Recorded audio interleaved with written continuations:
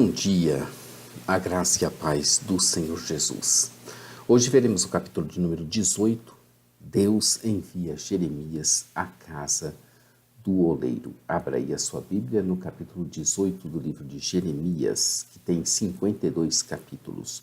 Eu sou o pastor Daniel Deusdete da Semeadores. Todos os dias estamos aqui com a palavra de Deus para nossa edificação. Abra então aí a sua Bíblia. No capítulo 18 de Jeremias, faça uma leitura prévia antes de nos ouvir. Se preferir, entre no nosso blog site jamaisdesista.com.br, onde você vai encontrar o texto escrito dessa narrativa, que vai ser útil para que nós possamos ter melhor aproveitamento. Iniciaremos agora a 10ª parte da nossa divisão proposta de 18 delas, nos baseando na estruturação da Bíblia de Estudo de Genebra e também em seus comentários para fazermos nossas reflexões. Deus como oleiro. Vai do capítulo 18, verso 1, até o capítulo 20, verso 18. Nesses próximos 3 capítulos, 18, 19 e 20, incluindo este, estaremos vendo Jeremias transmitindo lições aprendidas na casa do oleiro. O tema central é o Senhor trabalhando como oleiro. Dividiremos essa parte 10 em 5 sessões. A primeira começaremos a ver agora, que é na casa do oleiro. Vai até o verso 17.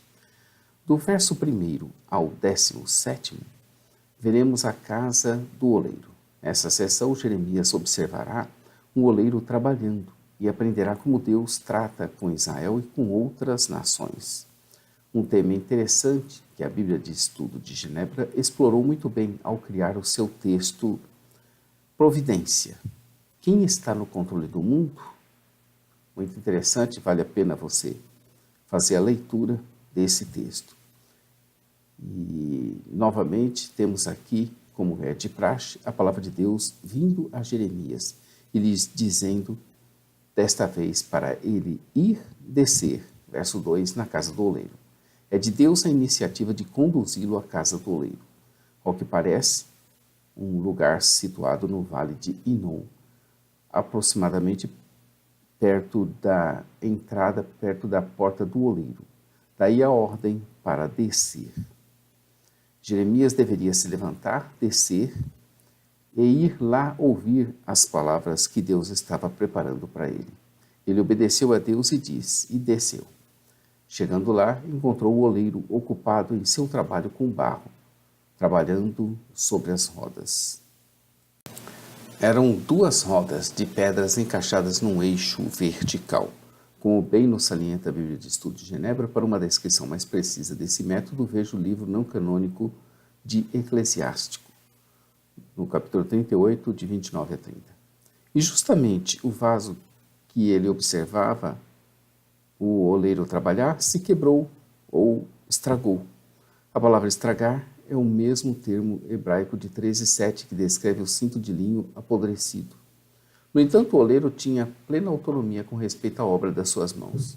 O fato de o primeiro vaso ter se estragado não significava necessariamente sua ruína definitivamente.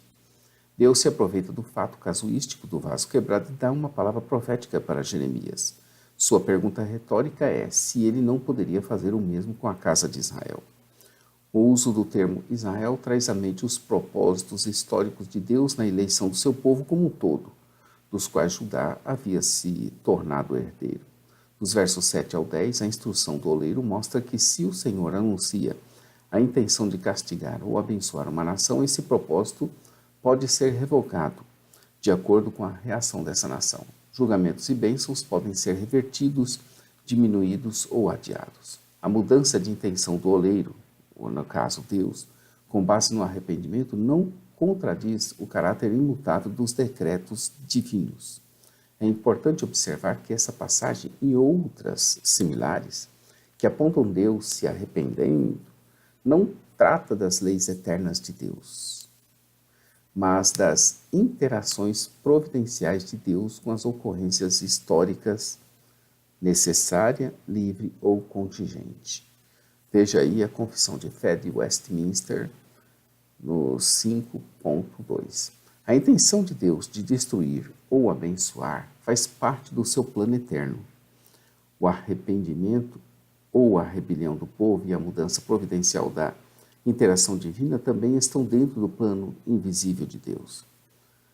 No final, nós veremos esse estudo relacionado à providência. Nos versos 11 e 12, a esperança do profeta era que o povo ouvisse que o arrependimento poderia reverter o julgamento esperado. Mas ele tinha experiência suficiente das reações das pessoas para perceber que os seus compatriotas apenas endureceriam o coração, desse modo condenando-se ao julgamento certo. Eu costumo observar o seguinte: quando alguém faz o mal intencionalmente e é apanhado em flagrante, ou logo após, é porque Deus estendeu sua grande misericórdia e graça sobre aquela vida. Do contrário, quando se faz o mal e nele se prospera e ninguém fica sabendo, já Deus entrou em juízo com essa vida e o seu fim se aproxima velozmente. Então está aí uma dica para você perceber se você está bem ou se você não está bem com Deus com relação a isso. Fique atento, não endureça seu coração com o engano do pecado.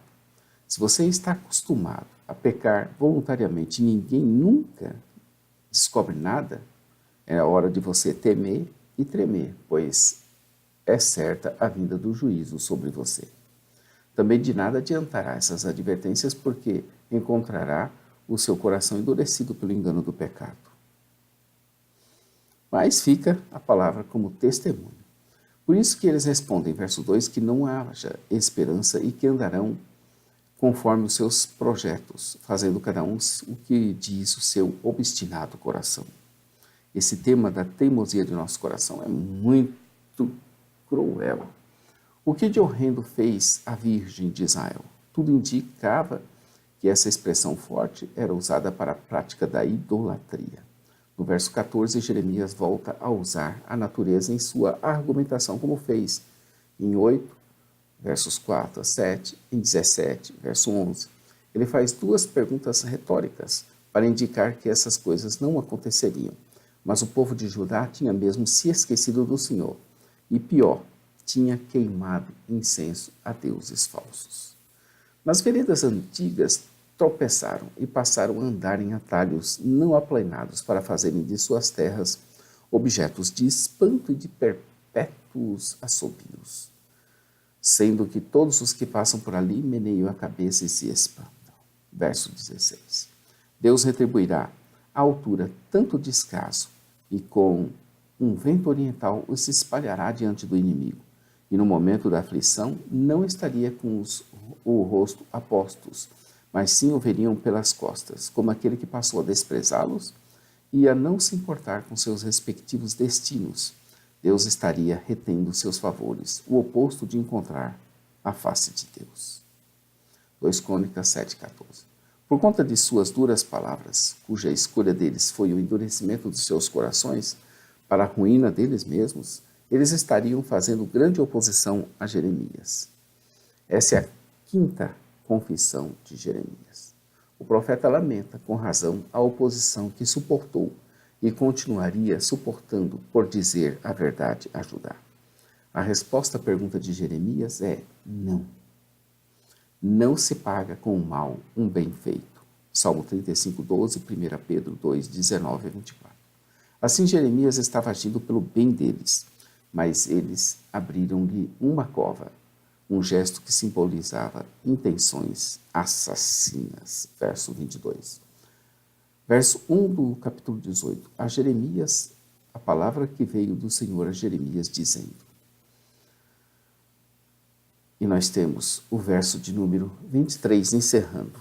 Mas tu, ó Senhor, sabes todo o seu conselho contra mim para matar-me. Não perdoes a sua iniquidade, nem apagas o seu pecado de diante da tua face. Mas sejam transtornados diante de ti, trata-os assim no tempo da sua ira.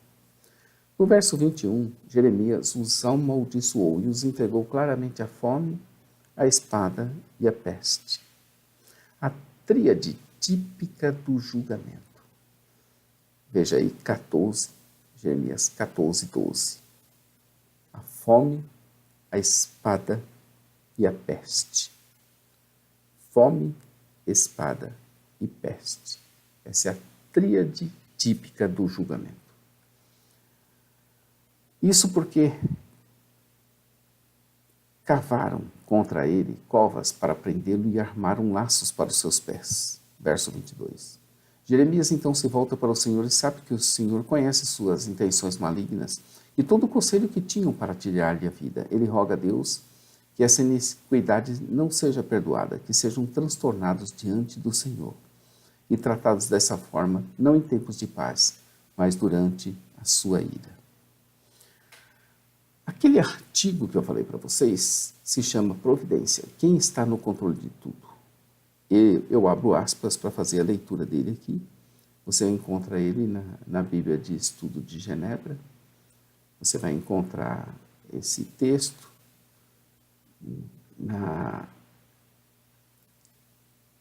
nas páginas 984, com o título Providência.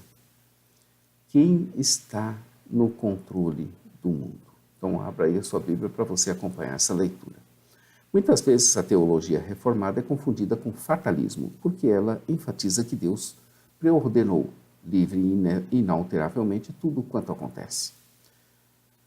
Para muitos observadores, a oração, a evangelização e as escolhas humanas em geral parecem não ter nenhum significado verdadeiro, uma vez que os decretos imutáveis e eternos de Deus já estabeleceram tudo o que acontecera. Na realidade, porém, a teologia reformada sempre afirmou a importância da oração, da evangelização e das escolhas humanas, de todo tipo, pois entende o controle de Deus sobre o mundo a partir dos dois pontos de vista. O primeiro e mais conhecido se refere aos seus decretos eternos e soberanos de pré-ordenação, mas o segundo é igualmente importante, pois se refere à providência. Decretos eternos e providência. Deus não limitou somente a criar um universo que simplesmente realizaria aquilo que ele havia determinado eternamente. Antes formou um universo no qual poderia interagir com a sua criação. É verdade que Deus pré-ordenou até mesmo o seu envolvimento com a criação, bem como todos os meios para todos os fins, mas isso não torna o seu envolvimento ou esses meios menos reais ou necessários. Os teólogos reformados chamam essa interação de Deus com a criação a cada momento da história de providência. De acordo com a Confissão de Fé de Westminster, está escrito, abre aspas na confissão, pela sua muita sábia providência, segundo a sua infalível presciência e o livre e imutável conselho da sua própria vontade, Deus, o grande Criador de todas as coisas, para o louvor da glória, da sua sabedoria, poder, justiça, bondade e misericórdia, sustenta, dirige, dispõe e governa todas as criaturas, todas as ações de todas as coisas, desde a maior até a menor. Confissão de Fé de Westminster 5.1. Na criação, Deus exerceu o seu poder divino para trazer o mundo à existência. Na providência, ele continua a exercer esse mesmo poder para sustentar toda a criação e se envolver com todos os acontecimentos e dirigir todas as coisas para os fins determinados. Outras traduções cristãs minimizam a importância da providência divina, sugerindo que Deus simplesmente conhece todas as coisas de antemão e não que as controla, que ele as sustenta indiretamente sem qualquer envolvimento direto e que ele governa apenas os rumos gerais da história e não os seus detalhes específicos. No entanto, as evidências das Escrituras deixam claras a natureza e a extensão da providência divina. Louis Berkhof resumiu o atual controle de Deus sobre a criação da seguinte maneira, abre aspas na sua fala. A Bíblia ensina claramente o controle providencial de Deus sobre o universo em geral, sobre o mundo físico, sobre a criação inferior, sobre as negociações das nações, sobre o nascimento do homem e sua morte, sobre as vitórias e fracassos que sobrevêm à vida dos homens, sobre as coisas aparentes, acidentais ou insignificantes, na proteção dos justos, no prosseguimento das necessidades do povo de Deus, nas respostas às orações, no desmascaramento e castigo dos ímpios. Isso aí você vai encontrar em Louis Berkhof, com as referências bíblicas ricamente citadas, Teologia Sistemática, 3ª edição, na editora Cultura Cristã. A providência divina, fecha aspas na sua fala, a providência divina controla até mesmo os acontecimentos moralmente maus. No entanto, a teologia reformada acrescenta várias especificações a esse respeito. Uma, apesar de Deus permitir o mal moral, ele não é o seu autor direto. Deus castiga o mal com o mal. Deus faz o mal redundar em bem. Deus usa o mal para provar e disciplinar aqueles que ele ama. Um dia, Deus remirá o seu povo inteiramente do poder e da presença do mal. Embora Deus tenha o controle soberano e absoluto sobre todas as coisas, a teologia reformada também afirma a importância da escolha humana ao enfatizar que a providência de Deus é uma realidade maravilhosamente variada. Em primeiro lugar, Deus interage com os aspectos diferentes de sua criação de acordo com as suas naturezas específicas. As criaturas dotadas de vontade, isto é, os anjos e os seres humanos, são tratados por Deus de maneira distinta das criaturas sem vontade e da criação inanimada.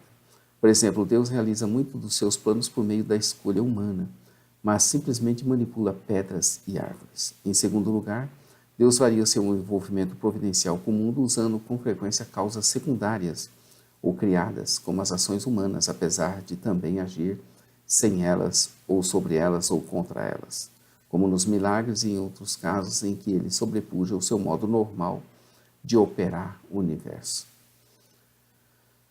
Em terceiro lugar, ao realizar seu plano soberano na história, Deus ordena as interações de causa, criadas de modos diferentes.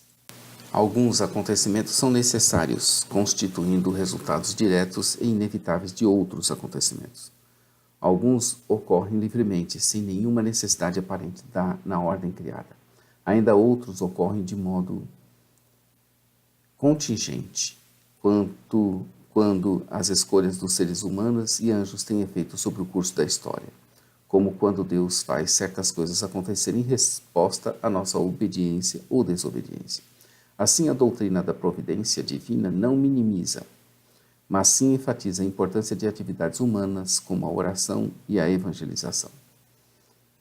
A doutrina da providência é uma verdade preciosíssima das Escrituras para os cristãos. Ela nos ensina que nunca estamos sob o domínio de forças obscuras, destino, acaso, sorte, mas sempre nas mãos de nosso Pai Celestial, amoroso e misericordioso. Cada acontecimento nos chama novamente a confiar, a obedecer e a nos regozijar, sabendo que tudo o que acontece conosco e por nosso intermédio é para o nosso bem eterno, conforme Romanos 8, 28. Encerra aqui, fecha aspas, esse texto extraído da Bíblia de Estudo de Genebra. Temos à disposição na nossa loja virtual e também na nossa loja física. Amanhã veremos aqui a quebra simbólica da botija, no capítulo de número 19. Inscreva-se no nosso canal, curte aí nosso vídeo, compartilhe, divulgue, vamos aprender cada vez mais a palavra de Deus. No blog e site Jamais Desista tem a parte escrita da narrativa. Isso vai ajudar e muito no aprendizado e na retenção do conteúdo. Também nós temos o acesso virtual à nossa loja e também nós temos a nossa loja física no centro de Taguatinga, em Brasília, no Distrito Federal. Entre em contato conosco, procure os nossos preços, nossas bíblias, materiais, estudos. Às 8h30, todos os dias, pela Igreja Os Semeadores, Momento Missionário. E às 15 horas do sábado, Momento Missionário com o pastor Johnny Ramos, diretamente da Suécia. A todos um bom dia. Maranata. Ora, ora, vem, Senhor Jesus. Deus abençoe sua vida, querido. Sua vida, seu ministério, sua família.